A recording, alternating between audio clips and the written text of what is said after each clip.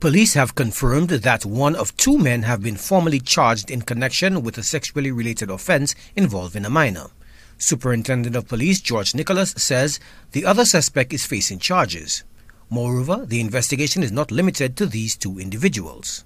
Police are in receipt of reports involving a minor and have launched an investigation into the matter.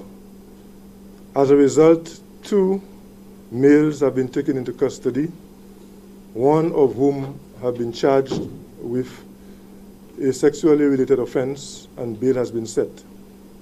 The other is to be charged shortly.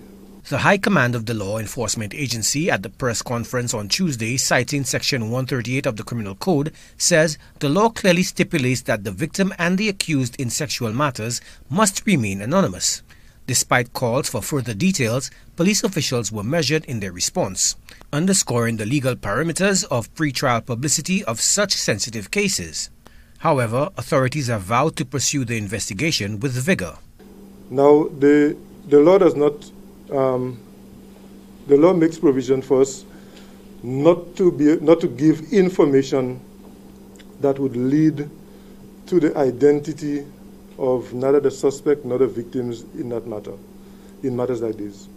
So we are very restricted as to what information we can and cannot give. But what I want to assure you and members of the public is that this matter is being investigated, and the chips will fall where they may. And like I said, one person has been charged and the other is to be charged shortly.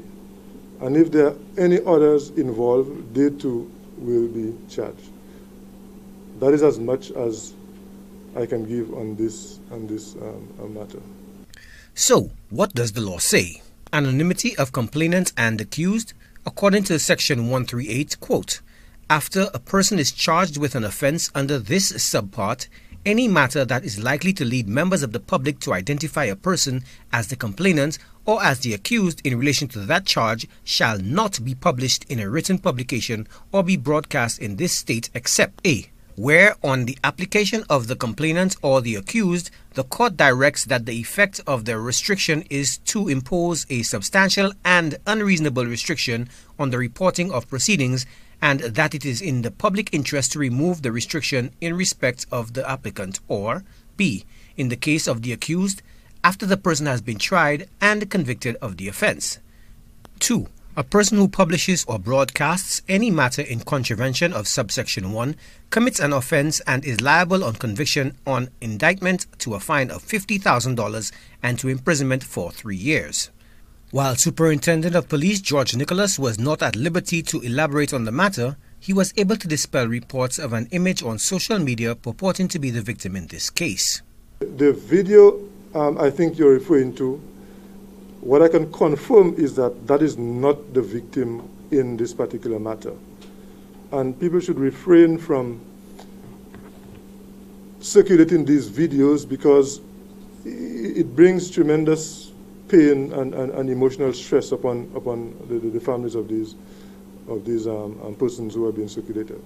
But I can confirm that that particular individual that has been circulated is not the victim in the matter referred to. You said video, in the still images as well, because there are a whole bunch of them. None of them, just to be sure. None of the images, none of the video. Well, I have seen a photograph of a young female individual, and the one I saw is not the victim. I don't know of any others. The identity of the accused can only be revealed if there is a conviction. Law enforcement sources were quick to admonish the press, offering strict guidance on the coverage of this pending court matter in respect of Section 138, with talk not just of possible criminal but civil liability for missteps from certain quarters. In the past, the police department aside, there has not always been a level of consistency regarding reports that someone was arrested, allegedly, as part of a sexual offense investigation. In some instances, before charges are laid, their images and name were plastered on social media, in direct contravention of the criminal code. Joachim Duplessis, HTS News Force.